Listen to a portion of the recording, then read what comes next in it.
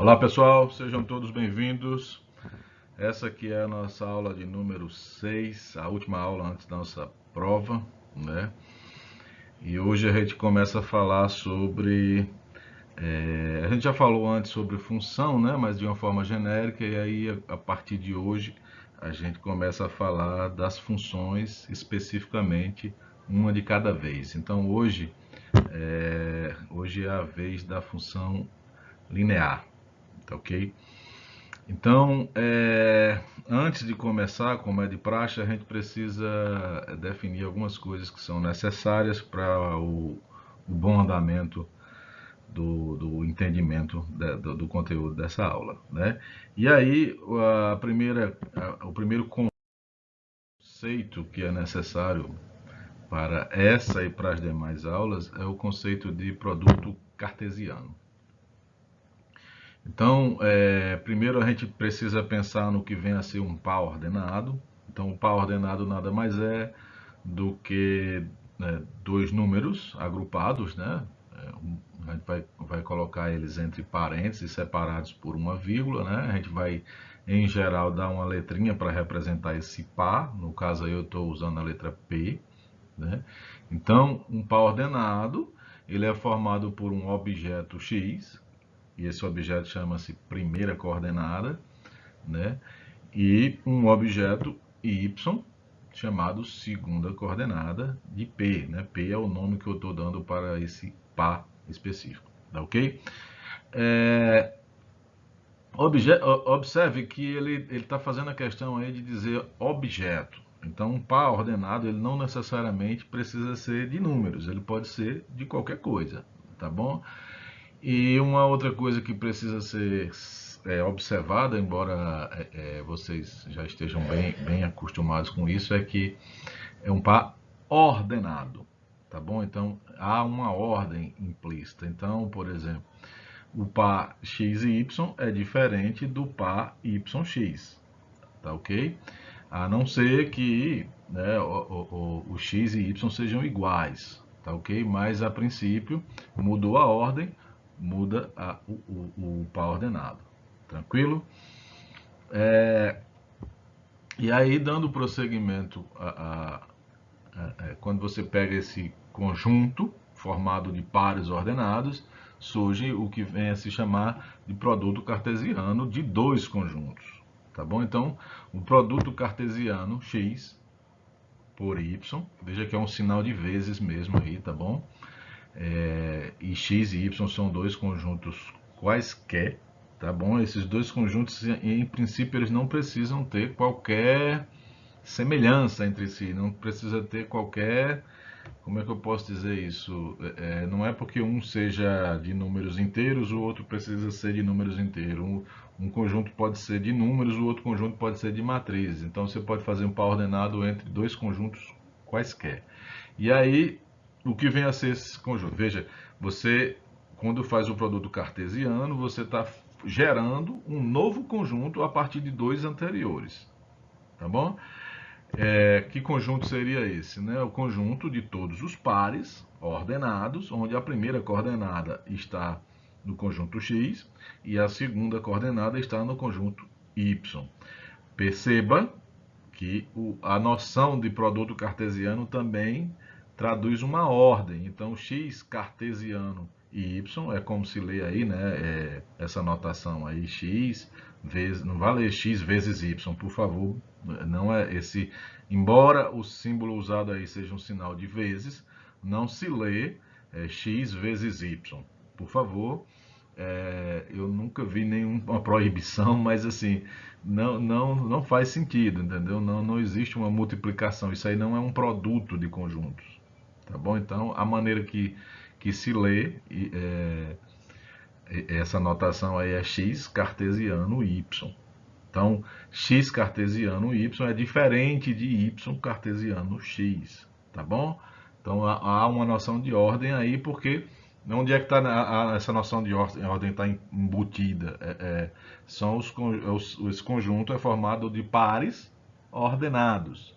Então, se os pares são ordenados, significa que o primeiro elemento do conjunto está no primeiro conjunto. E a segunda coordenada está no segundo conjunto, tá bom? Então, por favor, tenham cuidado. Uma coisa que é importante frisar aqui, destacar, é que esse é um conceito que, assim, se você pegar um aluno que passou no Enem e ele está fazendo engenharia ou qualquer outro curso de exatas e perguntar assim, você sabe o que vem a ser o produto cartesiano? 100% vai dizer que não sabe, nunca viu falar disso. É impressionante, tá? E aí, assim, você pode questionar, bom, se o cara conseguiu chegar lá e ele não precisou, então é porque isso não tem utilidade. Né? É como a gente tinha mencionado numa outra aula, né? Para que um atleta, né, um jogador de futebol, precisa saber de levantar peso de meio quilo, de 1 quilo, né? Ele vai jogar bola, vai fazer seus gols e correr e tal, e não vai precisar em momento algum parar para fazer um levantamento de peso, tá ok? Mas esse é um conceito que é útil saber, ele dá fundamento, ele dá base para um entendimento mais profundo de certas coisas que virão na frente, tá bom? Então, por favor, se vocês puderem, assim, em um momentozinho, só chamar a atenção, ó, é isso aqui, e isso aqui, é, é, vocês vão sobreviver se não aprender e tal, não custa nada você dizer isso, não tem problema, mas é bacana que você saiba, porque lá vai dar uma consistência melhor para o seu aprendizado, tá ok? Então veja, o produto cartesiano de dois conjuntos é esse conjunto aí. Uma coisa que vocês poderiam estar perguntando é assim, eu posso fazer o produto cartesiano de 3 conjuntos, 4 conjuntos? A resposta é sim. Então, assim, aqui, e acho que no decorrer do nosso curso inteiro, a gente vai ficar com o produto cartesiano de 2, mas existe a noção de produto cartesiano, né, x, y, z, um produto envolvendo 3 conjuntos, x cartesiano y cartesiano z, que seria nada mais do que o conjunto formado por, em vez de termos pares ordenados, nós teríamos trios ordenados, né? Seriam ternas ordenadas, x, y, z, que dá origem a... não vou falar para não botar o carro na frente dos bois, mas dá origem à noção de espaço tridimensional, não é assim? Né? Então, por que a gente está falando em produto cartesiano, né? A gente, como foi dito antes, né, o assunto a partir de agora, e eu acho que até o fim do nosso curso, são as funções reais, tá bom? E as funções reais, né, nada mais são do que funções cujo domínio é subconjunto dos números reais e a imagem é também um número real. Não é que só existe esse tipo de conjunto. Esse é o foco da nossa atenção a partir de agora. Função de domínio real com imagem real. Né? Domínio real e contradomínio real. Falar imagem não tem nada de errado, tá bom? É só para ficar mais preciso, tá ok? E onde é que entra o produto cartesiano, né? O produto cartesiano ele surge na hora que a gente precisa definir o que vem a ser o gráfico de uma função. Então, a definição formal de gráfico de uma função, né? Suponha que você tem a função de x em y. Veja que eu estou retirando aí o r, tá bom? É porque a definição de gráfico ela é genérica, ela vale para qualquer conjunto x, conjunto y, não especificamente apenas para R, vale para qualquer conjunto, tá bom? Então, dado uma função f de x em y, o conjunto g de y, essa vai ser a notação para gráfico da função f, e vai estar contido no produto cartesiano de x e y. Então, veja, essa é uma maneira de enxergar o gráfico, né? O gráfico, vocês devem estar se perguntando, bom, professor, gráfico, eu estou esperando que o senhor fale aí de figura, de desenho, né, de alguma coisa, mas veja que a gente está falando aqui tão somente de forma algébrica. Então, o que vem a ser um gráfico? Ele é um conjunto também, tá bom?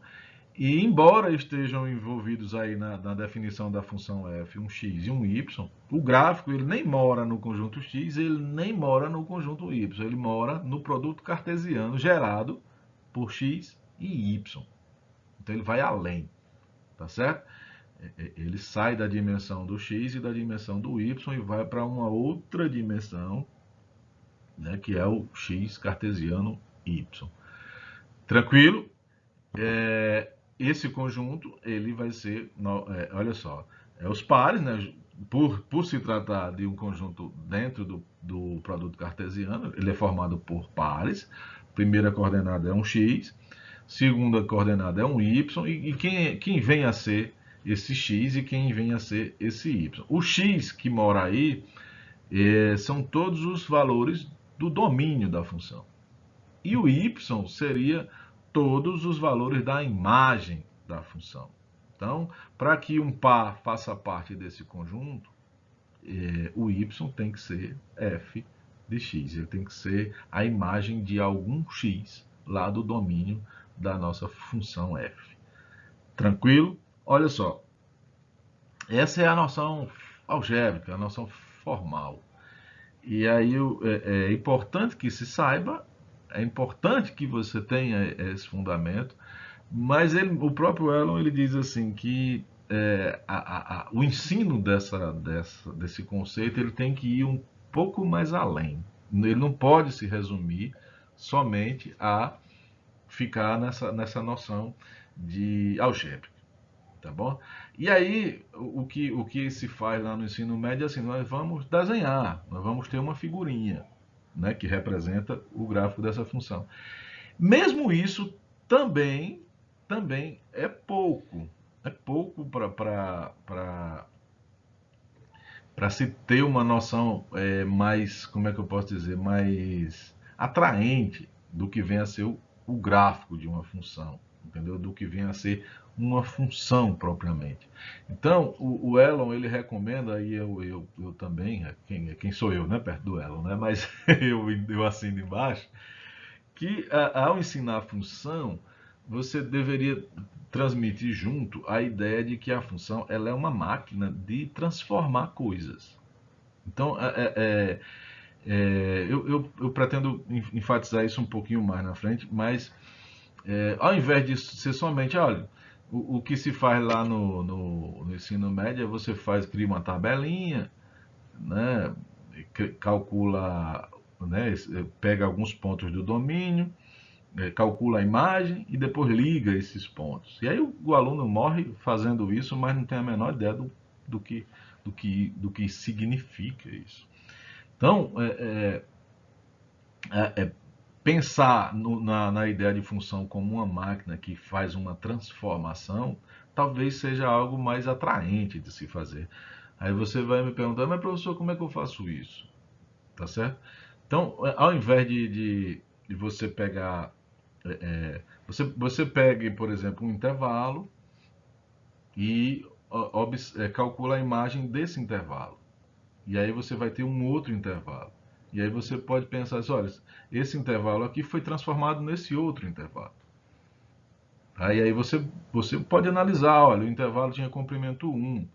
E agora, quando eu calculei a imagem desse intervalo, ele passou a ter comprimento 2, comprimento 3. Então, essa função ela estica, ela contrai, tá entendendo? Dá uma interpretação para essa máquina que você tem na mão. Tranquilo?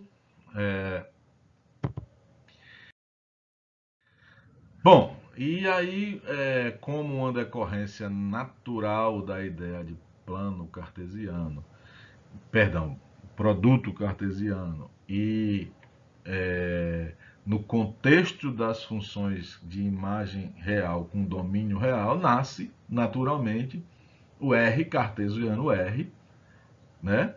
Que nós vamos abreviar ainda mais como R quadrado. Então esse quadrado aí não tem nada a ver com potência, é simplesmente uma notação, é um abuso de notação que vai se tornar natural e é o uso, né, o que se faz em geral, né, o R quadrado, R2 na verdade, ninguém fala R quadrado, fala R2, e esse R2 ele quer dizer simplesmente R cartesiano R.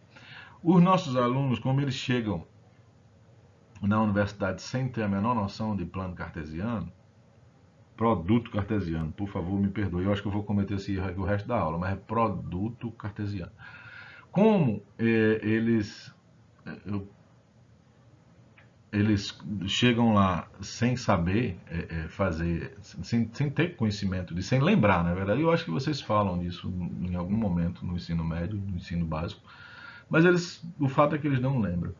E aí eles levam adiante, eles entendem o que é R2, R2, R3, R4, mas não sabem que há uma conexão entre o R2 e o produto cartesiano, R cartesiano, né, R com R. O R3, R cartesiano, R cartesiano, R. Tá certo? Então eles levam adiante, é como se o R2 nasceu ali e abandona aqui a ideia de produto cartesiano, não precisa, eu vou levar com o que eu entendi a partir de agora. É como se faz na universidade, infelizmente. Tá ok? Então, o R2 é o R cartesiano R, e R cartesiano R significa o quê? Né? Eu coloquei a definição anteriormente, não vou colocar de novo. Né? Isso aí vai ser um conjunto de pares ordenados. A primeira coordenada está no conjunto R, a segunda coordenada está no conjunto R também, né? Porque eu estou fazendo um produto cartesiano entre dois conjuntos iguais. Tranquilo? Aí, olha só, o nosso intuito é dar aqui o nascimento da interpretação do R2 como um plano. Né? O que pode parecer assim, não, isso é natural, isso é, né, o que mais poderia ser. Né? A pergunta pode permanecer, o que mais poderia ser, mas é assim, alguém um dia pegou isso, né, R cartesiano, e disse, olha, a gente poderia pensar nos pares como pontos num plano. Alguém fez isso, tá certo? E aí o nome desse camarada, vocês vão se lembrar, né, é o René Descartes, que criou os eixos cartesianos. Então, veja só, então você pega aí um par, né, um elemento do R2, né, coordenadas x e y, e aí você pega o seu plano aí, que eu estou usando simbolicamente aí a tela do seu computador, esse retângulo aí que está em branco, e aí você vai colocar um par de eixos em algum lugar, a sua escolha, tá certo? Um par vai ser onde você vai, um eixo vai ser onde você vai posicionar as coordenadas, as primeiras coordenadas, né, os valores x. O outro eixo cartesiano vai ser onde você vai colocar as segundas coordenadas, os y, tá certo? E para você ter uma referência para os dois eixos, o zero de cada um é onde esses dois eixos se encontram. Tá bom? Aí veja só. Qual é a relação que esse par cartesiano, que esse par xy, tem a ver com o plano, né? O x, você vai pensar nesse par como um ponto do plano e, né, quando você projeta esse ponto perpendicularmente ao eixo x, você tem a coordenada x, e perpendicularmente ao eixo y, você tem a coordenada y. A partir de agora, você chama a primeira coordenada de abscissa. A gente já estava usando esse nome lá para os números reais. E para diferenciar a segunda coordenada, a gente não vai poder chamar ela de abscissa também, ela vai ganhar o nome de ordenada. Né? Quando você vai se sentir órfão, quando você for para o R3, você vai ter uma ideia geométrica assim também, mas não vai ter um nome para cada uma. Né? A abscissa ordenada é a terceira, qual seria, né? Que, no caso do R3, não tem nome. Por isso que o Elon ele faz questão de colocar lá no início, na definição de produto cartesiano, do ponto, né? o par cartesiano, ele chama primeiro, perdão, eu estou par ordenado, me perdoe, par ordenado. Em vez de ele chamar de abscissa, ele chama primeira coordenada. Em vez de chamar ordenada, ele chama segunda coordenada. Porque essa ideia ela pode ser generalizada para o Rn que você queira. Né? Então, dar nomes como abscissa e ordenada só é possível até 2. Né? Assim, você pode criar, né, outros nomes aí, mas assim ninguém fez e não virou tradição que tenha nomes para as coordenadas. Então, acima de 2, aí você chama a primeira, segunda, terceira e assim vai. Até o uso das letrinhas também é abandonado. Né? Até 3 você vai X, Y, Z. Depois daí você deixa, não tem alfabeto para isso, aí você usa X0, X1, X2, X3, X4, X5, Xn. Tá bom? E aí eu queria trazer para vocês aqui uma curiosidade minha, tá entendendo? Assim, eu acho uma pobreza muito grande assim dos nossos professores. Me perdoem, eu não sou ninguém, não posso me posicionar aqui querendo ser melhor do que ninguém, mas quando você chega na sala de aula e apresenta os eixos cartesianos, fica uma pergunta uma interrogação muito grande na cabeça do aluno. Ficou na minha e eu acredito que fica na de todos. Eu acredito que fica também na cabeça de vocês, tá certo? Aí o cara chegou e disse: olha, alguém criou o par de eixos, é assim, aí você pega um par XY, aqui vai ser o X, aqui vai ser o Y, e tá aí o plano, né, o plano cartesiano. O Elon, eu não sei porquê, se ele tem alguma picuinha com o René Descartes, ele resolveu não chamar de plano cartesiano e sim plano numérico. Né? Não entendi porquê. Mas eu acho que a homenagem tem que ser mantida e é plano cartesiano sim. Por quê? Aí voltando para a minha colocação. Né? Durante a aula que o professor apresenta os eixos cartesianos, aí você, beleza, entendi e tal, assim, daí, para que serve isso? Qual é a vantagem? Por que alguém criou esse par de eixos aí, o nome dele ficou gravado na história, todos os livros de matemática carregam esse negócio aí. Sim, qualquer um poderia ter feito isso. O que nós ganhamos com isso? Eu acho que isso fica sem resposta. Eu não sei se vocês conseguem, né? Vocês são muito bem preparados e tal, mas assim, o meu professor em si não foi. E eu tenho visto assim em outros professores também, né? Os professores dos meus alunos e professores de meus irmãos e muitos professores eu já vi que assim não trazem uma resposta. E aí eu queria colocar para vocês assim, qual é a importância desse par de eixos? O que ele traz para a gente, entendeu? Então, veja, para além do óbvio, né? Porque assim, é meio óbvio, mas se você não apontar, o cara não vai ter coragem de aceitar para si, olha, é por isso. É por essa obviedade aqui. Né? O cara vai achar ridículo e não vai carregar com ele para frente. Veja, o plano é uma entidade geométrica. E o R2, até esse momento, é uma entidade algébrica. E você colou um no outro. Então, a partir de agora, você lá no plano, sem a álgebra, você tinha a geometria. Era como Arquimedes, era como vários faziam, né? Riscava no chão e fazia desenhos e tinha toda a geometria lá no plano. Isso é até o nono ano, né? Como se faz, né? Você estuda geometria sem a ideia de pontos, sem a ideia de coordenadas, não tem álgebra ali. Não tem, não, vocês estão entendendo? E aí quando você coloca um par de eixos, cada ponto ele agora ganhou duas coordenadas. Então você agora tem álgebra dentro do dentro do plano. Você conectou uma coisa com a outra e esse par de eixos ele simplesmente faz nascer o que a gente chama hoje de geometria analítica. Tá certo? Então veja só, uma primeira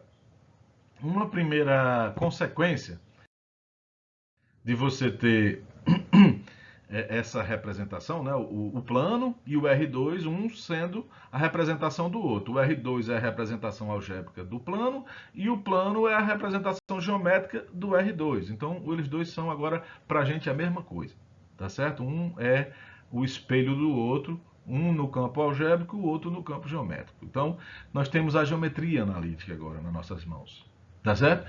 E aí, veja, como é que você calculava a distância de dois pontos antes, sem ter o par de eixos?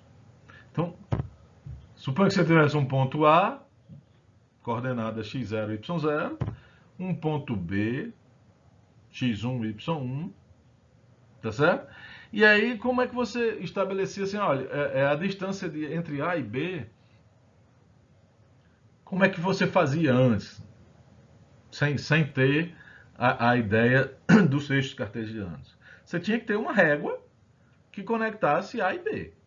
Uma régua suficientemente grande para que você ligasse o A a B. Depois você vai medir o tamanho onde o ponto que o zero você coloca no A e vê até onde foi no B e diz, não, o A e B, né, você usa uma cordinha e não sei, mas você tinha que fazer fisicamente essa medida.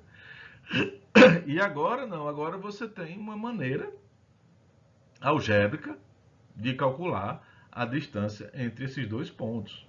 Como seria?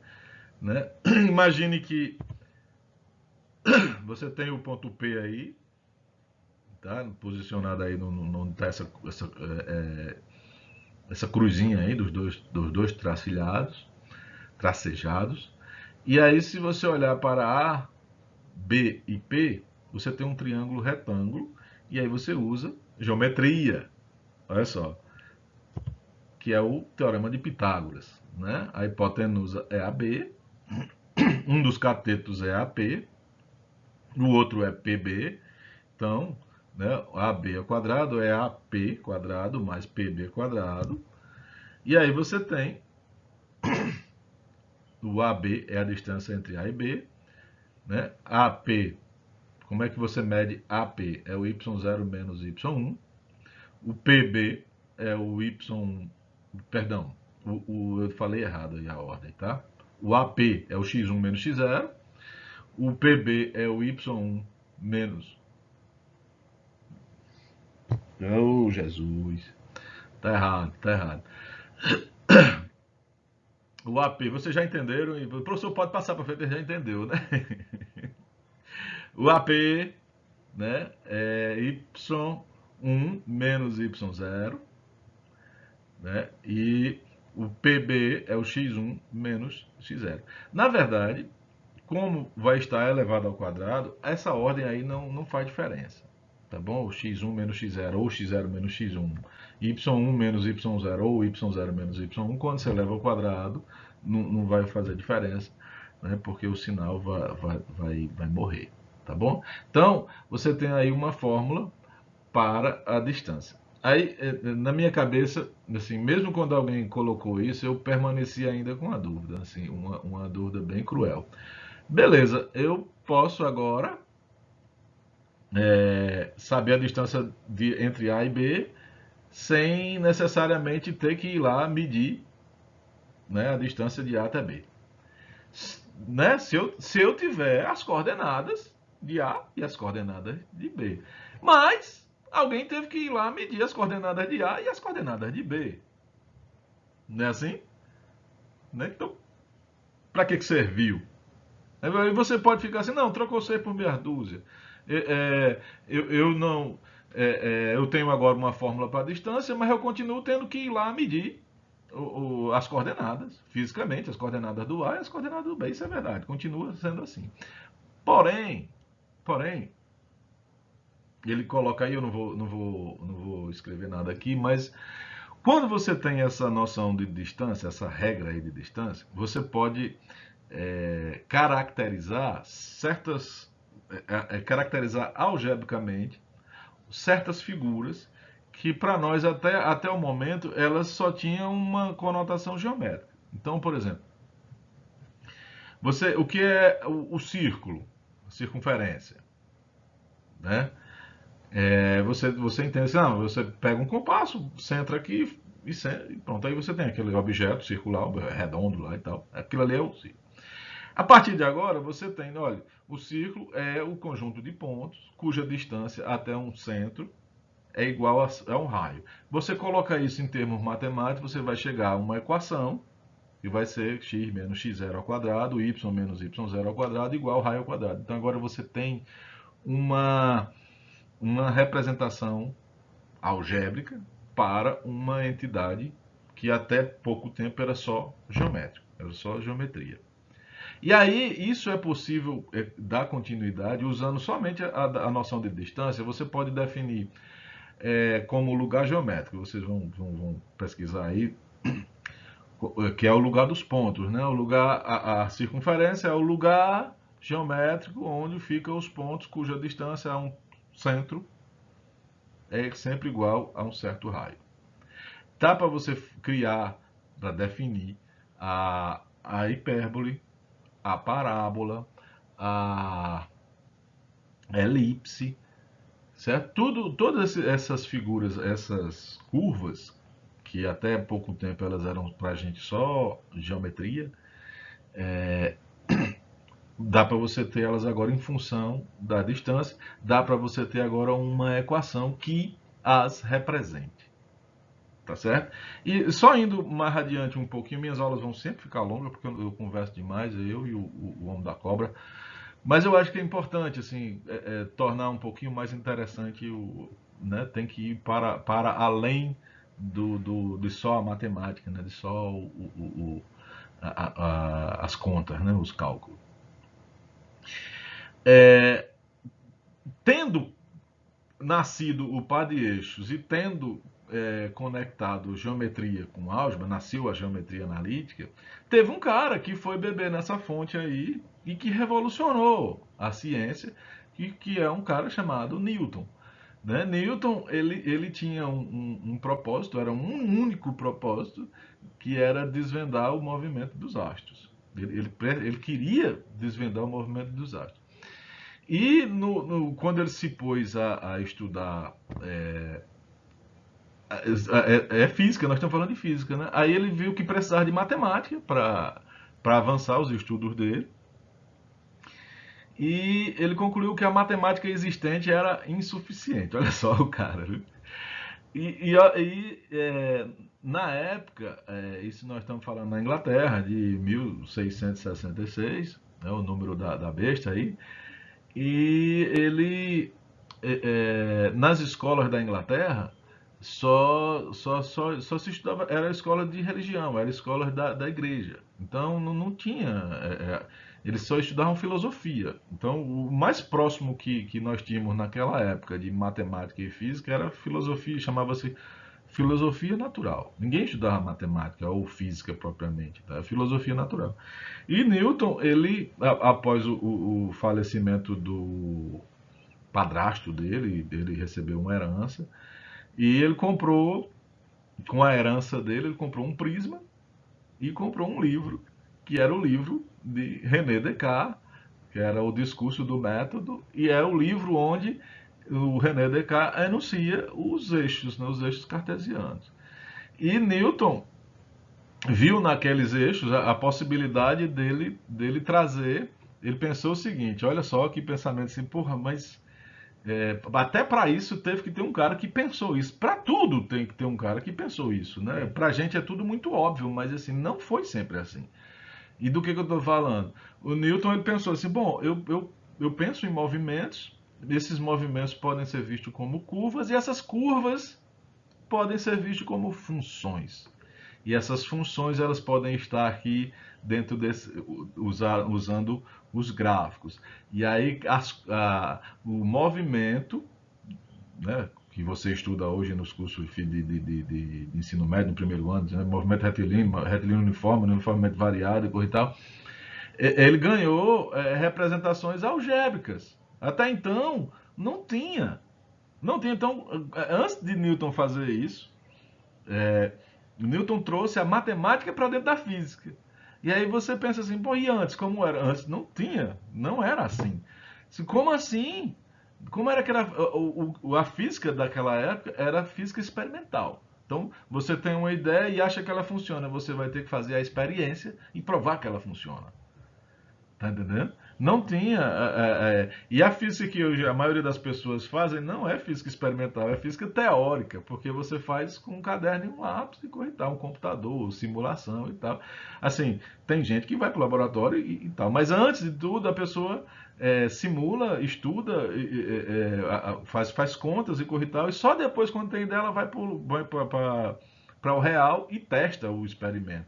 Então, é, até aí não tinha matemática dentro da física. Podia até ter, mas não da forma como a gente conhece hoje. Assim, quem trouxe a matemática, a física para dentro dos par de eixos, o par de eixos para dentro, né, a geometria analítica e botou tudo lá dentro dentro de uma coisa só dentro da física, foi Newton. Foi Newton. Então esse parzinho de eixo aí, que aparentemente não serve para nada, é quem, né? E Newton, a partir daí, né, a inveja que eu tenho de Newton é fantástica, né? Com o prisma ele desenvolveu a ótica, né? E a matemática que ele precisava, ele desenvolveu o cálculo diferencial. Com o cálculo diferencial ele provou a lei da gravitação universal, simplesmente. Então o cara fez tudo com essa herança dele lá, com o prisma e o livrinho, né? Ah, meu Deus. Então sigamos adiante.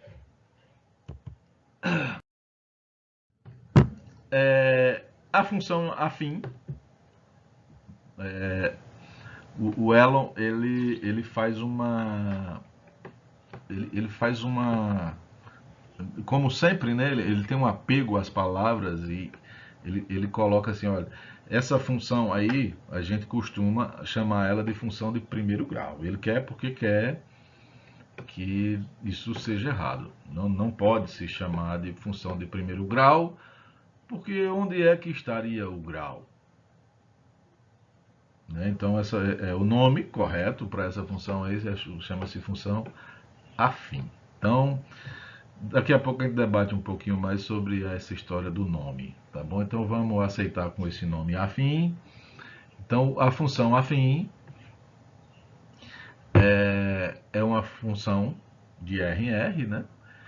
E ela vai ganhar esse nome quando você tiver um A e um B, números reais, fixos, tais que o f de x é igual a x mais b. Tranquilo? Isso para qualquer x real. Nos livros de ensino médio, e tal, todo mundo chama isso de função do primeiro grau. Tá bom? Calma. Acho que no final da aula eu vou voltar a esse tema. Tá bom? Então, a maneira que nós vamos fazer aqui é como se a gente estivesse lá na Idade da Pedra, a gente não soubesse de nada, tá bom? E isso serve para. Nós vamos construir os conceitos, construir as informações que a gente chega na sala de aula e joga para o nosso aluno como se fossem óbvias. Eu não sei se daria para fazer da forma como a gente vai fazer aqui, daria para você fazer lá. Mas perceba que ao nascer essa função aí, o que a gente joga para os nossos alunos como naturais não eram. Não eram óbvias assim, e alguém teve que deduzir, teve que descobrir essas informações que hoje a gente acha que são óbvias. Tá bom? Então, veja só. Exemplos de funções afim, né? Você tem a função identidade, né? Que é leva o x em x. Temos as translações, tá certo? As translações, f de x igual a x mais b. Essa aí é um exemplo de função que você poderia parar para dar uma interpretação. Lembra que eu falei que vamos interpretar como máquina, né? Então, as translações são bacanas de você trazer para a sala uma interpretação assim real, entendeu? Então f de x igual a x mais b. Então o que essa função faz? Quando o meu professor lá no cálculo 1 falou que isso era uma translação, eu viajei geral. E quando eu faço isso hoje na universidade, a galerinha viaja geral também. Então, quando você diz, ó, isso aqui é uma translação para a direita, é uma translação para a esquerda, é uma translação para cima, é uma translação para baixo, eles viajam na maionese, não entendem nada. Então, eu acho que falta dar essa interpretação aí para o seu aluno. Faça isso, tá bom? Não vai lhe doer, nem vai lhe tomar muito tempo, não. É rapidão e é um gráfico a mais que você vai fazer na vida, tá bom? As funções lineares, que é, né, do tipo AX, e as funções constantes, que, por mais óbvias que pareçam ser, elas fazem parte da brincadeira também. Tá ok?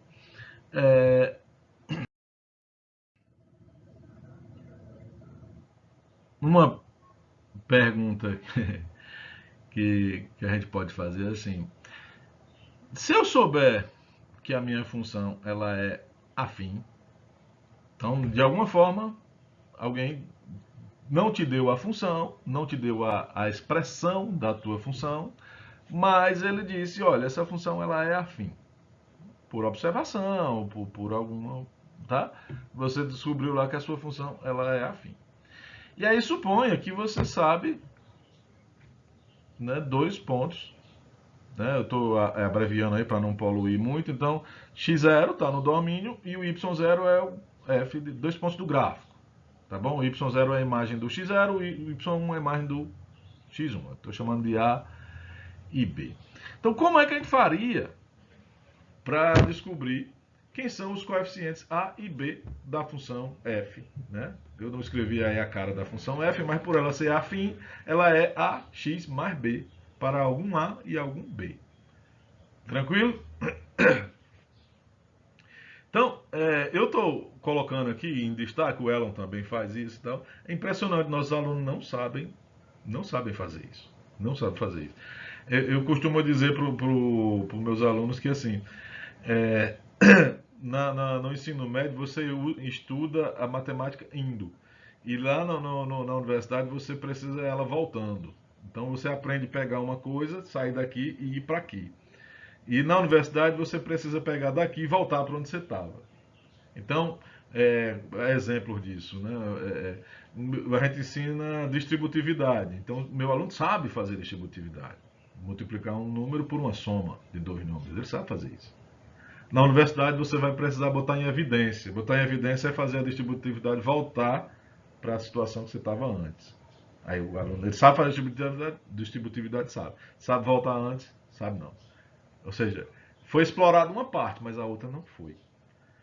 Tá certo? Aqui, né, eu pego a minha função afim, eu dou a cara da minha função afim e peço para ele fazer gráfico, para ele fazer isso, fazer aquilo, tentar isso aí tudo, ele sabe fazer. Agora, se eu der 2 pontos e disser que é afim e perguntar qual é a função, ninguém sabe fazer. Tá entendendo? Isso é muito, muito comum para esse caso e para as funções do segundo grau também. As funções, o Elon proíbe, né? Tem que chamar funções quadráticas. Mas eu vou ir de encontro a essa ideia do Elon, eu vou rebater e vou deixar aqui minha opinião. Assim, eu não usar ninguém, mas, mas eu vou colocar um contraponto. Mas voltando aqui, a nossa pergunta, né? Se você tem 2 pontos e você sabe que, que esses 2 pontos fazem parte do gráfico, uma maneira de você encontrar os coeficientes A e B seria você armar um sistema. Tá bom? Aí, veja só. De onde é que eu vou ter a garantia? A pergunta é assim: se eu armar esse sistema, teria solução? Bom, como é que eu. Porque a primeira pergunta é assim: será que é, existe essa função? Né? Embora ele esteja afirmando que tem, né? Mas assim, você poderia dizer: será que existe a função? Será que existe o A e B? Né? Então, quando você pega o x0 e o y0, né? O y0 ele é A vezes x0 mais B. Por quê? Porque ele é a imagem do x0 pela função f que você quer descobrir. Né? O y1 é ax1 mais b, porque ele é a imagem. Isso, meu filho estuda escola particular, eu tenho que fazer isso com ele várias vezes, porque o professor não faz. Não faz. E eu não sei. Por que diacho isso é medo de um sistema? Porque assim, ó, o que você tem aí em mãos? Você tem duas equações, né, com duas variáveis, e teoricamente, no momento que o aluno está vendo isso aí, ele já estudou o sistema 2 por 2, é trivial, né? Aí eu só escrevi com a ordem agora invertida e botei umas chaves aí para ficar assim e ficar evidente. Você tem um sistema, resolve o teu sistema, tá bom? Esse y0 e y são valores conhecidos, o x0 e o x1 são conhecidos. Então, quando você for lá resolver o seu sistema, seja lá por substituição, seja lá por cancelamento, vai ser fácil, trivial. Você vai descobrir o teu A e vai descobrir o teu B numa boa, tranquilo, tranquilo e calmo. Então, assim, não sei porque esse é um ponto que não se coloca, não se explora no ensino médio. Não sei, não sei. Aconselho a vocês que façam, né, até para o seu aluno ver uma aplicação de sistemas. Né, eles acham que é inútil. Pô. Então, você descobriu o A, descobriu o B. Veja que o A e o B só dependem dos dois pontos, o A e o B. O A maiúsculo, o B maiúsculo. Né? E aí, tendo esse A minúsculo e o B minúsculo, você construiu a sua função f. Está aí na sua cara. Tá ok? E por que havia uma garantia que esse A e esse B ia existir? Se você olhar, lembrar das condições de existência do sistema, você vai ver que, né, você arma a matriz do sistema e calcula o determinante aí, você vai ver que o seu determinante é diferente de zero, e sendo diferente de zero vai ter uma solução, né, única. Tá bom? Na verdade, o Elon ele coloca, ele vai mais para o abstrato, e eu estou fugindo um pouco, mas assim, não, daqui a pouco eu falo nessa parte abstrata, tá? Eu estou colocando o carro na frente dos bois, me perdão. Se eu fosse um editor, eu ia cortar essa parte agora. Mas, bom, encontramos o A e o B. Pronto. Na verdade, eu ia botando o cavalo na frente dos bois e o boi nem estava tão longe aí, ó, tá em cima. É, o gráfico de uma função afim é uma reta. Olha só, né? Porque você chega lá e coloca para o teu aluno, olha, vamos desenhar o gráfico, isso aqui é uma reta. Sim, mas como é que alguém descobriu que era uma reta? Por que é uma reta? Porque, tá entendendo? Na verdade a gente não faz, nem aconselho que faça, mas assim, isso não é óbvio. Quando quem estudava isso começou a estudar isso aí, não era óbvio, essa função aqui tem um gráfico, e qual seria o gráfico? Qual é o desenho desse gráfico? Na verdade, assim, quem foi que pensou no primeiro momento em desenhar um gráfico? Né? Assim, porque a gente definiu o gráfico é um conjunto de pontos. Aí alguém pensou assim, bom, e se eu colocar esse conjunto de pontos aqui no plano, será que forma uma figura? Será que vira uma nuvem de pontos sem forma, sem representatividade? Então, né, perceba que não havia essa obviedade. Ah, isso aqui vai ser uma reta. Vai ser uma reta. Não tinha, tá bom? Então, assim, se o teu aluno em algum momento ele perguntar, mas por que é uma reta? Aí seria o momento de você dizer, olha, eu vou lhe mostrar o porquê que é uma reta. Tá bom? Ao invés de simplesmente forçar a mente dele, não, e aceite que é uma reta. Não, explore a curiosidade dele, explore a não aceitação e faça ser interessante, né, a sua aula. Então, veja só, é, como é que a gente prova que isso é verdade? Então, vamos supor que você pegue aí 3 pontos quaisquer do gráfico, da função. Então, basta você pegar 3 valores de x, calcular a imagem e formar 3 pontos, A, B, C. Tá bom? Então você pegou um x0 lá ao seu gosto, calculou a imagem, né, o B e o C. No caso aqui, nós vamos fazer de forma genérica, porque o que eu estou tentando mostrar é que vale para quaisquer A, B e C, escolhidos aleatoriamente. Você poderia pegar e desafiar o teu aluno. Escolhe 3 pontos específicos e faz o que eu vou fazer. O outro aluno pegue outro, diferente do coleguinha, e faça também. Tá certo? Mas o que você vai fazer é 3 pontos quaisquer, genericamente, tá? Aí, suponha somente aí que x0, x1, x2 já foi colocados em ordem. Então, o x0 é menor do que o x1 e é menor do que o x2. Perceba também que o x0 não pode ser igual ao x1. Assim, não existe a possibilidade de ser igual, porque se x0 for igual ao x1, o A e o B são dois pontos iguais. Né? Porque a imagem seria a mesma para os dois pontos, e aí você teria dois pontos iguais. Então, como nós estamos pegando três pontos diferentes, as três coordenadas elas são diferentes. Não existe a possibilidade de ser nem igual. Tá bom?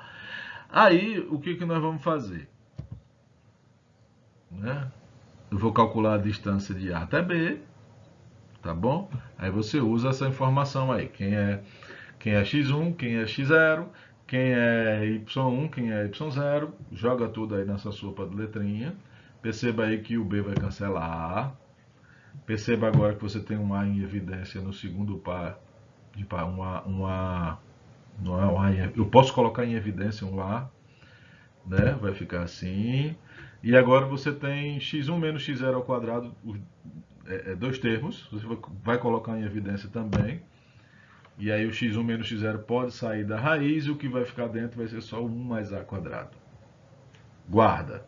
Se você repetir esse processo para o B e o C, você vai chegar numa fórmula bem parecida, só que vai ser x2 menos x1, que multiplica a raiz de 1 mais a quadrado. Então, veja, eu calculei a distância de A até B, distância de B até C, e agora eu vou calcular a distância de A até o C. Guarda esses dois aí.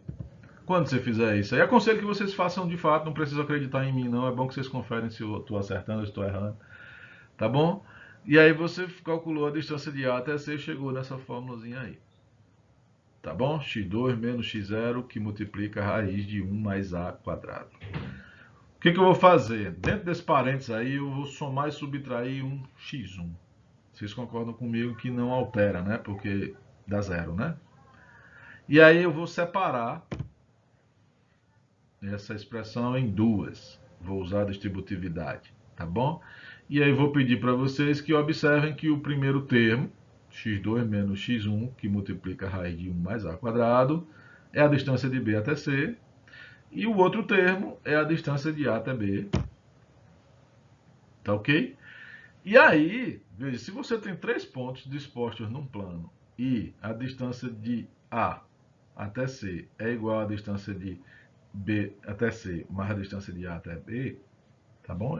Vocês vão se recordar, isso é a desigualdade triangular. E a desigualdade triangular, ela só admite a igualdade numa única situação. Qual é? Se os três pontos estiverem alinhados. Tá ok? Então, isso é a demonstração de que três pontos quaisquer sobre uma reta estarão sempre... três pontos quaisquer no gráfico da minha reta, oh meu Deus, no gráfico da função f, estarão sempre alinhados. Então, como eu peguei três quaisquer, isso prova que todos os pontos do gráfico da função f, da função afim, estão sempre sobre uma reta, e é a mesma reta. Tranquilo? Então, isso prova que o gráfico da função é uma reta. Aí, voltando para a abstração que eu não pude fazer antes. Então, a partir de agora, a gente vai levar o seguinte entendimento, tá bom? Toda função afim tem uma reta que a representa, e toda reta no plano tem uma função afim que a represente. Tá certo? E aí, isso dá uma observação interessante. Será que poderíamos ter uma outra função cujo gráfico fosse uma reta? Então a resposta é não. Porque, veja, o Elon ele fez lá a demonstração e tal, é uma bijeção, tá bom? Toda função afim tem uma reta que a representa. E toda reta tem uma função afim que a represente. Então, Em outras palavras, não tem como uma reta ser representada por outra função. Tá bom? Então, a única função cujo gráfico é uma reta são as funções afins. Não tem outra. Tranquilo? Isso é interessante. Tá bom? E aí, vamos adiante. Aí o ponto que eu vou usar como argumento para defender a minha ideia de que eu posso chamar essa função aí de função do primeiro grau, sim. Tá bom? Tenha calma.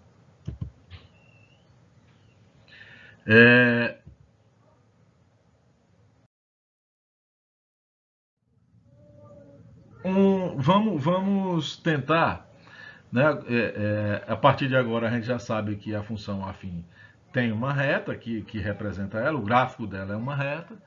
E será que os dois coeficientes, eles não teriam um entendimento, uma interpretação para eles, né? O que vem a ser o A, o que vem a ser o B, qual é o sentido geométrico? O entendimento que eu falo é uma interpretação geométrica, tá bom? Então, vamos supor que você tem o A e B, e novamente, né? O x0 é menor do que o x1, tá? E a gente já aprendeu que o A é o y1 menos y0 sobre x1 menos x0. Lá no ensino médio você, né, usa uma notação que você coloca lá, é delta y, variação do y sobre a variação do x. Não é assim? Perceba que eu ainda não dei nome para esse cara. E o Elon também, ele bate de frente com o nome que vocês dão, que nós damos. Ele quer que chame de outro jeito, tá? Mas é o apego dele com os nomes, né? Com as palavras, tá? Eu acho um excesso de zelo, mas vamos adiante, né?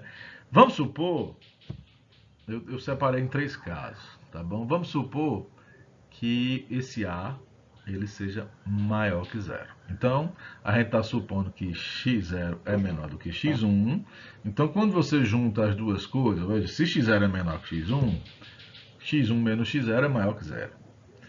E o A sendo maior que zero, significa que y1 menos y0 sobre x1 menos x0 é maior que zero. Aí veja, se você tem uma divisão cujo resultado é maior que zero, o número de baixo é maior que zero, significa que o de cima tem que ser maior que zero também, porque se fosse menor que zero, né, a divisão de um negativo por um positivo dá negativo. Então, y1 menos y0, que é o cara que está em cima, é maior que zero. Se esse cara é maior que zero, significa que y1 é maior que y0. E aí você lembra que o y1 é o f de x1 e o y0 é o f de x0. Aí você lê só o início da nossa construção e o final. Tá bom? x0 menor do que x1 implica f de x1 maior do que f de x0. Isso, em outras palavras, se você se recorda, significa dizer que a minha função ela é crescente. Tá? Aí eu quero que você guarde. Olha, se o A é maior que zero, a função ela é crescente. Nós já sabemos que é uma reta. Se o A é maior que zero, a minha reta está subindo. Tá bom? Só uma observação assim. Eu sei que a aula fica gigante, mas me permitam. Quando um professor diz a função é crescente, por favor, faça repita, não tem problema você repetir. O que você tem que repetir? Olha, o sentido de crescimento. Por que a gente diz que a função ela é crescente? Porque na minha cabeça eu olhava assim, bom, se eu for nessa direção, a minha reta é crescente. Mas se eu vier de lá para cá, ela é decrescente. E isso vale não só para reta, isso vale para qualquer função. Né? Ah, você está dizendo que ela é crescente, mas por que ela é crescente? Por que você... Aí você chama assim, olha, nós temos um eixo de referência que é o eixo X. Então a referência é essa direção aqui. Então por que a função é crescente? Porque se você vier andando na direção do eixo X, a sua reta está subindo. E se eu vier voltando, não pode. O sentido de referência é esse. Tá bom? Aí o aluno seu desengasga, ele desengancha. Sabe assim, eu tive que Nenhum professor chegou para mim. E eu ficava sempre com essa coisa na cabeça. Porra, velho, é crescente, certo? Mas se eu vinha de lá para cá, ela é descendo. Ela é decrescente. Tá bom? Então, frisa bem, ó, temos um eixo de referência que é o eixo X. Então, quando eu digo crescente, é andando no sentido do eixo X, a minha reta, a minha função cresce. Ok? Façam isso, por favor. Segundo caso, e se o A for zero? Então, y1 menos y0 dividido por x1 menos x0 é zero.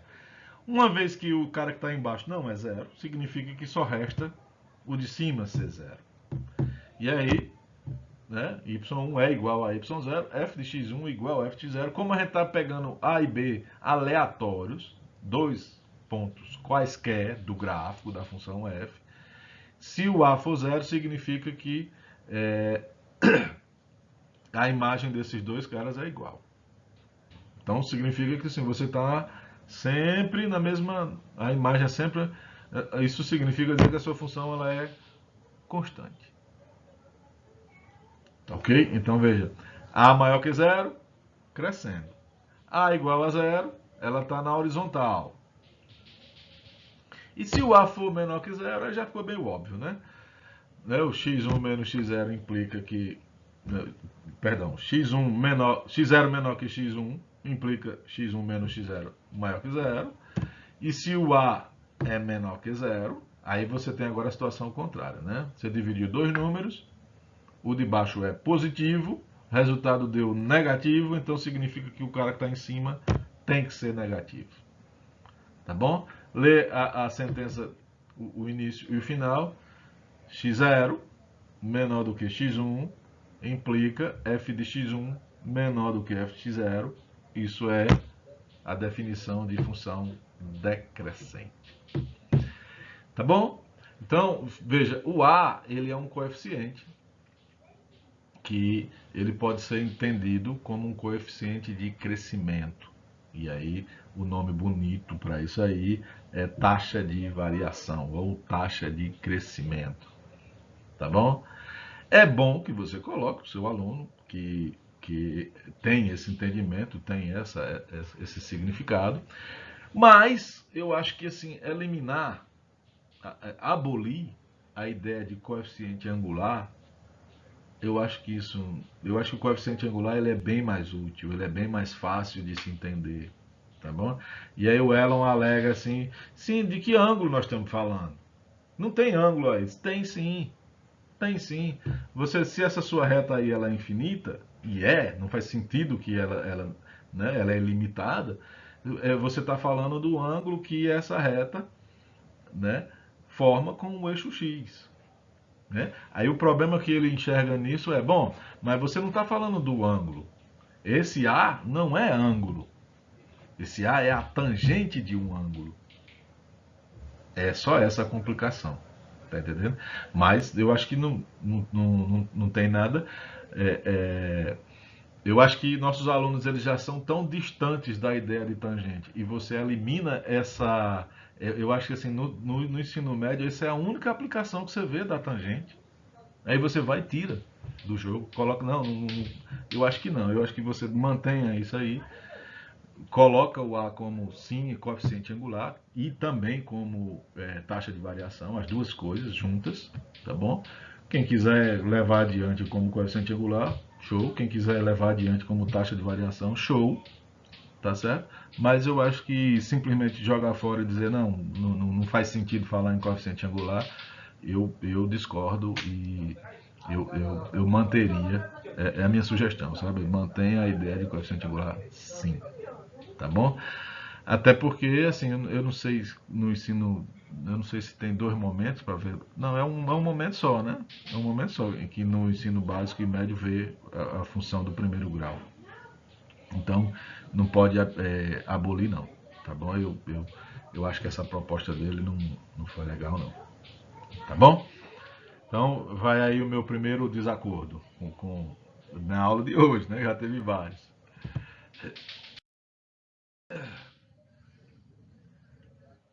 Sim, eu nem coloquei lá e me perdi falando, né? O B é onde a reta corta o eixo Y, né? Vocês me perdoem aí. O B, assim, ele sempre fica de lado, desprezado e tal. Ele chama-se coeficiente linear, né? Onde a reta corta o eixo Y e ele é a imagem do zero, né? Então, o B é facinho de achar, tá ok? Bom, e aí vem a função linear. O que vem a ser a função linear? É a função afim com o B igual a zero, simplesmente, tá bom? E aí vem mais um desacordo para a aula de hoje, tá? Ele diz o seguinte, olha, a função linear é o modelo matemático para os problemas de proporcionalidade. Tá certo? Vamos adiante, tá? Eu vou discordar mais uma vez, mas eu quero que vocês debatam comigo, tá bom? É, a ideia de proporção, ela é bem usada, né? Bem comum nos nossos problemas, na matemática, né? E aí ele traz aqui o seguinte, olha, essa ideia, a ideia de proporcionalidade, nada mais é do que a função linear f de x igual a x para algum a real, tá bom? E aí ele vai, bom, vou justificar que isso que eu estou falando aqui é a verdade. Então, o que vem a ser uma proporcionalidade, tá bom?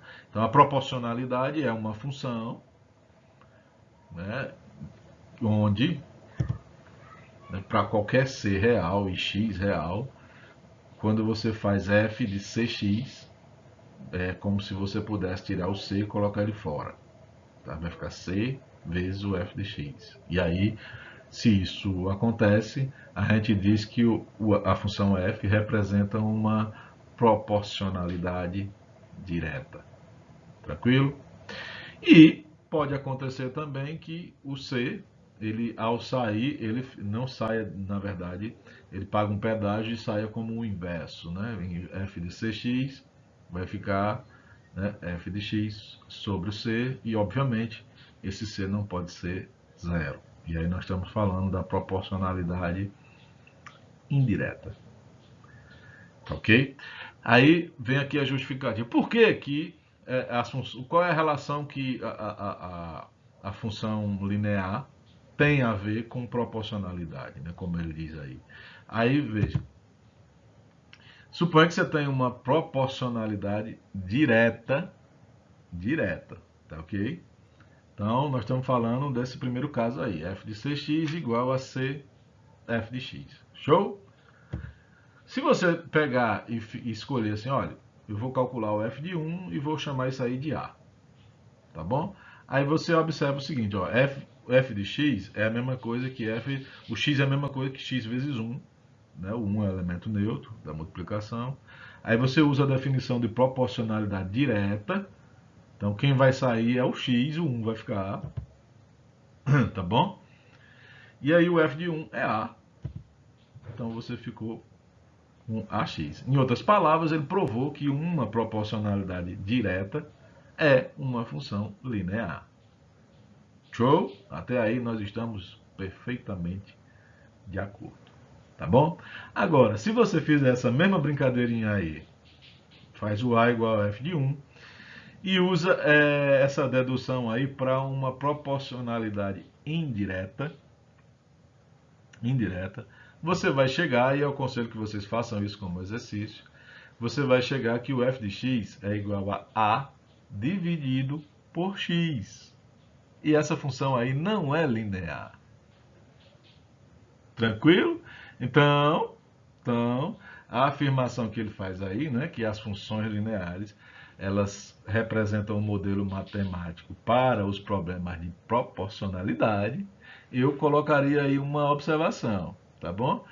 Representam um modelo matemático para os problemas de proporcionalidade direta, tá bom? Direta. As funções lineares não modelam a proporcionalidade indireta, tá bom? E aí, se você discordar comigo, coloca aí uma justificativa aí que eu vou ter o maior prazer em ler e ficar sabendo, tá bom? Pode ser que eu tenha interpretado errado, mas não, para mim não modela, tá bom? Não modela as proporcionalidades indiretas, tá bom? Seriam, no caso, as funções cujos gráficos são as hipérboles, tá? Mas isso foge aqui do nosso contexto, tá bom? Então, mais um desacordo aí.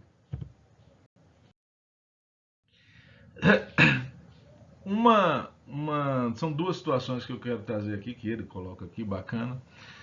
Tem uma aplicação que, né, você pega um triângulo e aí você divide esse triângulo aí por uma reta paralela a um dos lados, e aí surgem umas, né, subintervalos dos lados, né, sublados, e aí você tem uma regra de proporção aí, né?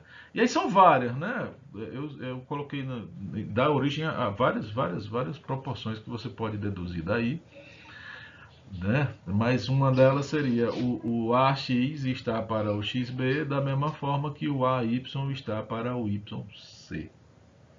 É isso?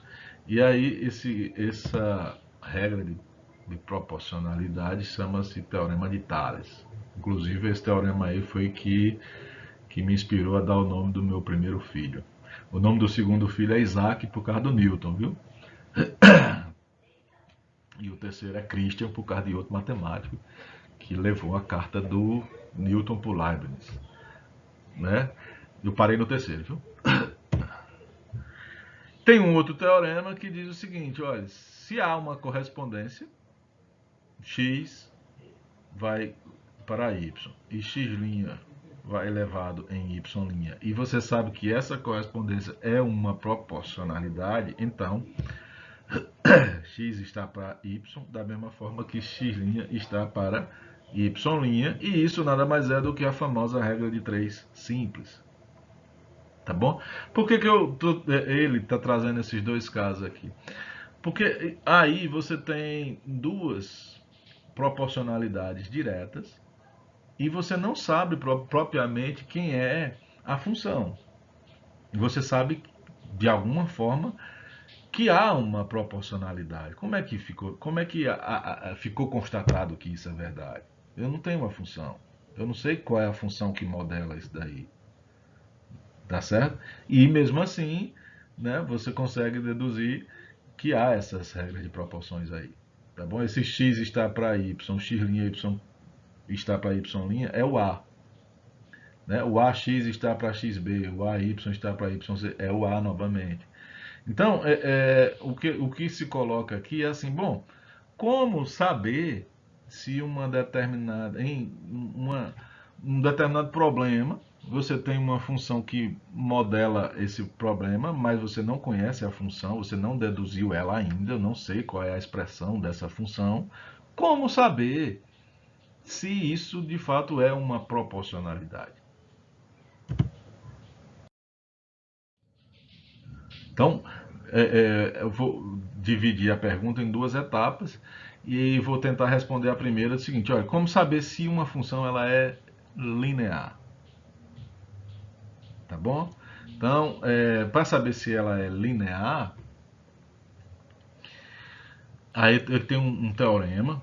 Esse teorema aí diz o seguinte: ó, suponha que você tem uma função e você saiba que essa função ela é crescente. Você pode trocar esse crescente aí por decrescente, tá ok? E aí fica, talvez surja a pergunta: bom, se vale para a função crescente e vale para a função decrescente, então vale para a função qualquer função. Não.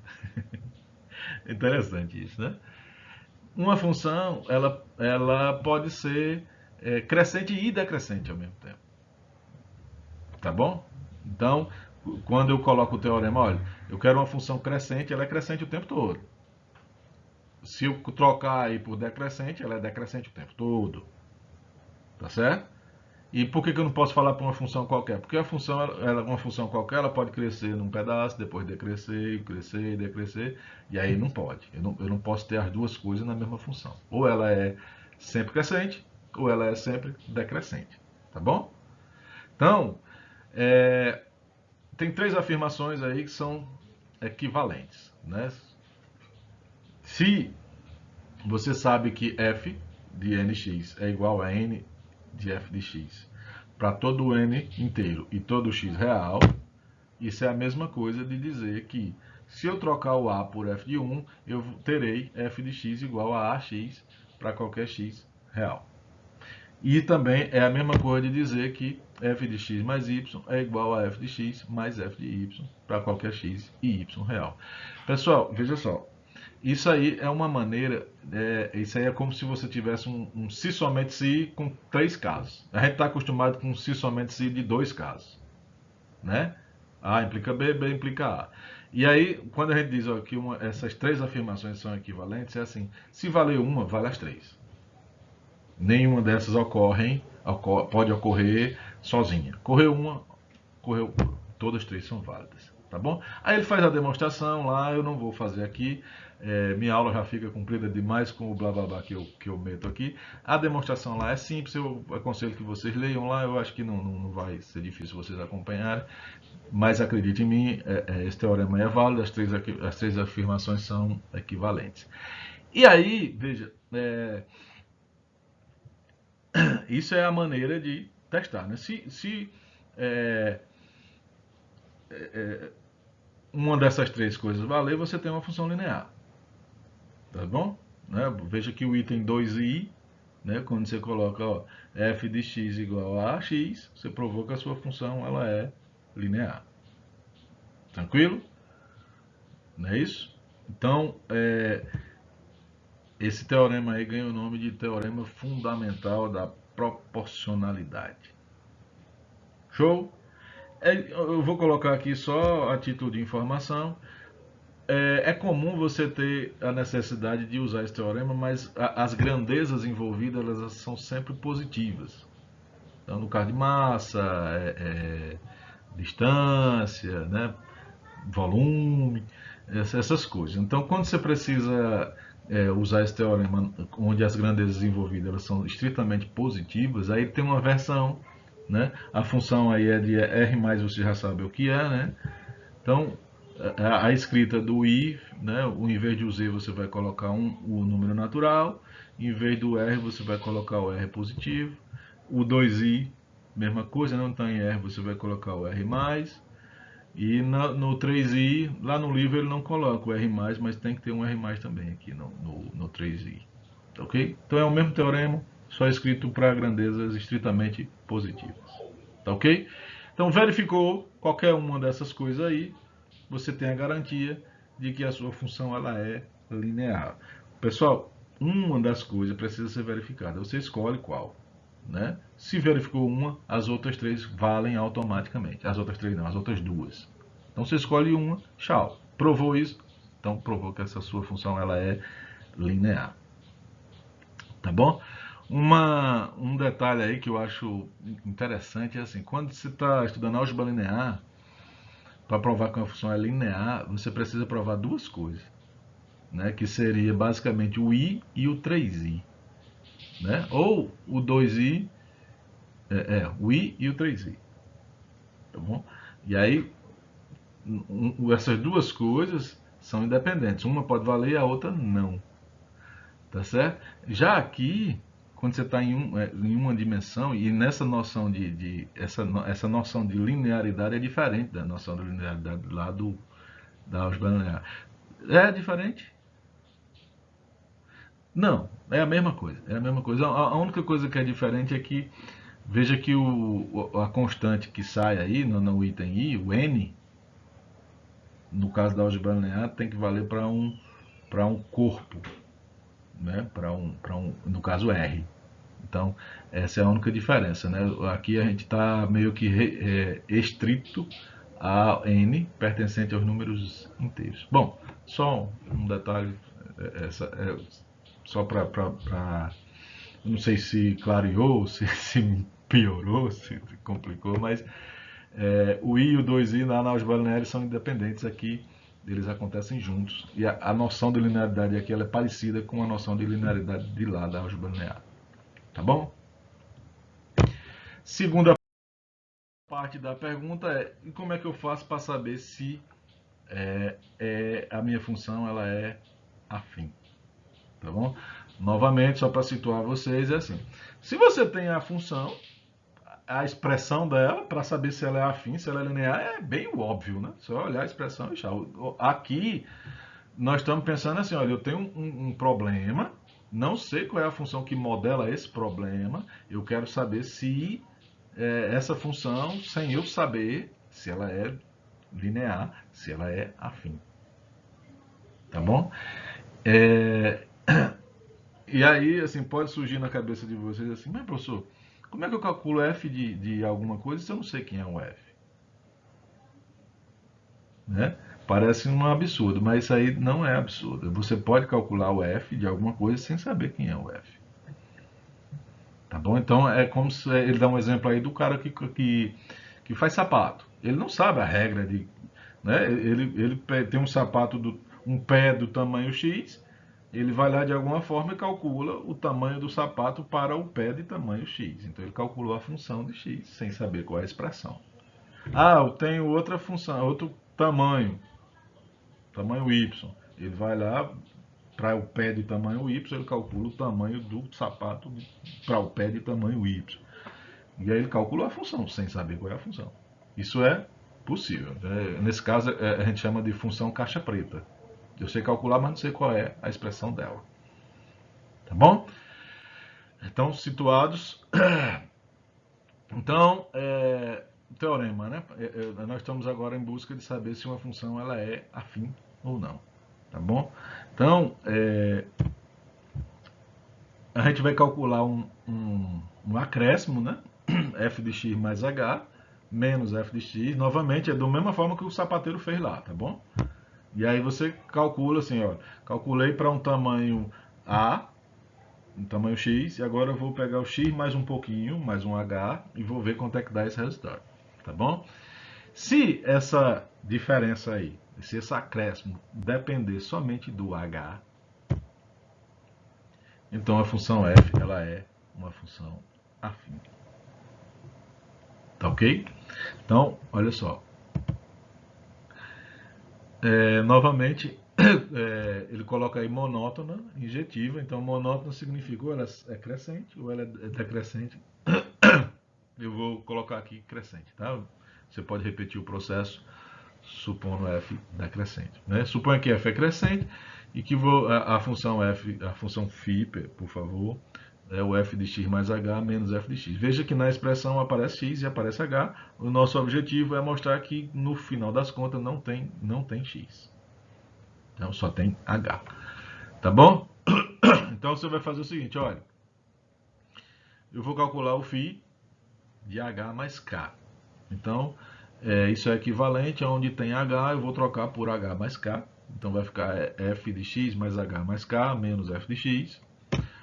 Vou somar e subtrair um f de x mais h. Vou reagrupar essa brincadeira aí.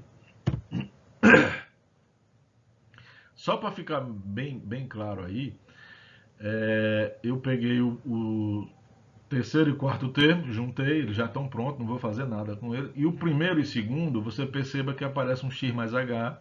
Eu vou chamar esse x mais h temporariamente aí de y, só para que fique bem óbvio.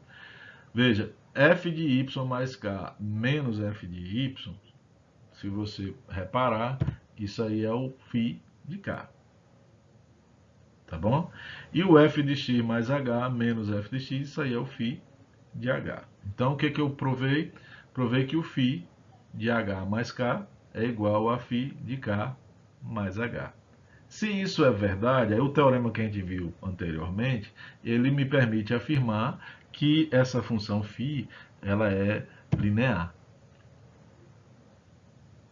Bom, certo? E se ela é linear, os três itens do teorema são verdadeiros. O i, o 2i e o 3i. O que eu fiz foi mostrar que o 3i é verdadeiro. Então, se os três são verdadeiros, eu vou usar agora o 2. Então, eu vou pegar o A igual ao φ de 1.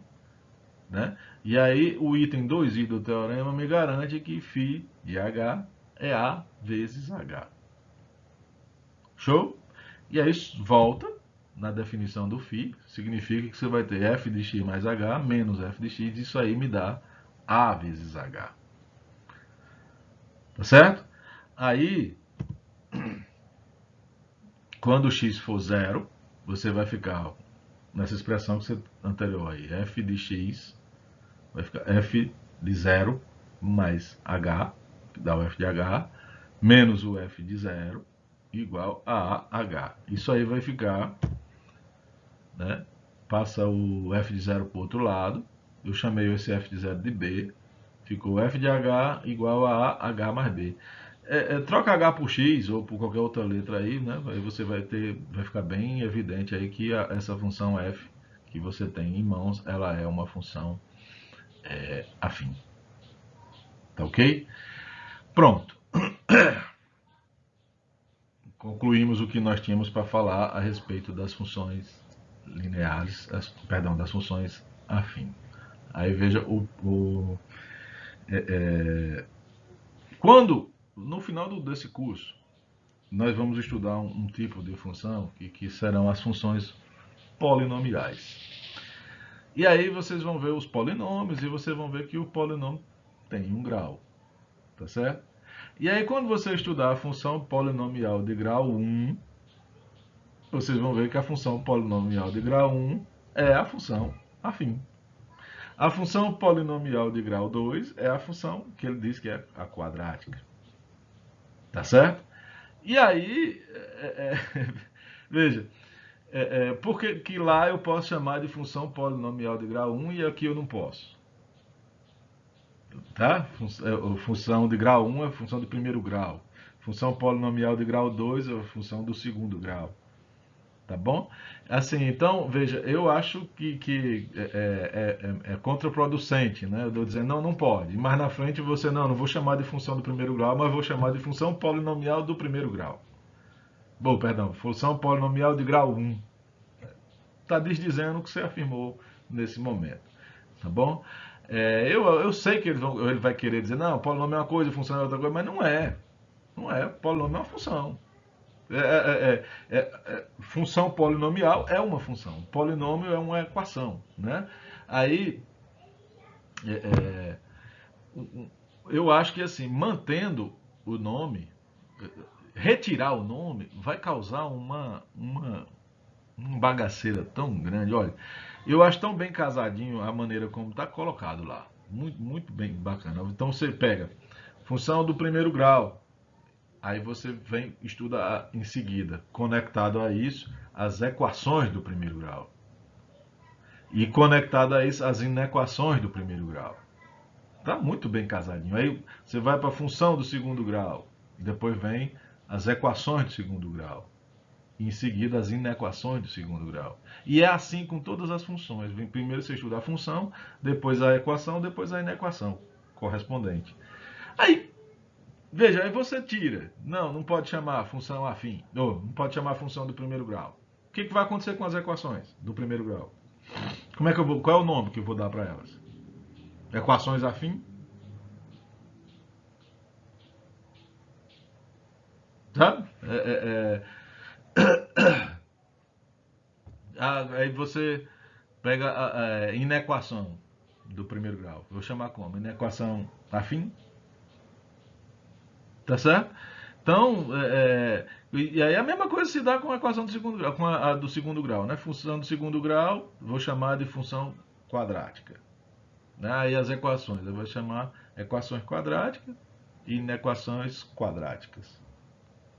Não sei, eu acho que assim, do meu ponto de vista, não há ganho nenhum com essa exigência de não poder chamar, sabe assim, por mim, se mantém.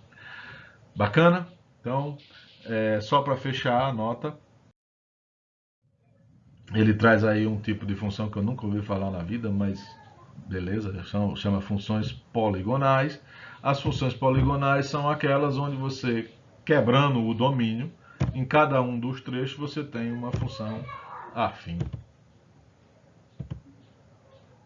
Legal? Então é como se você tivesse o gráfico dessa função fosse uma poligonal. Tá ok? Então estudar essa função aí é equivalente a você estudar as funções afim. Né? É só restringir o domínio em cada subintervalo. Bacana? Ficamos por aqui. Os exercícios estão aí, tá bom? eu confesso a vocês que eu vou dar uma olhada no YouTube, vou contar quantos alunos interagiram comigo. E se não chegar pelo menos a metade, eu acho que eu vou fazer a prova com outros exercícios. Valeu? Fiquem todos com Jesus e até a próxima. Até a prova, né?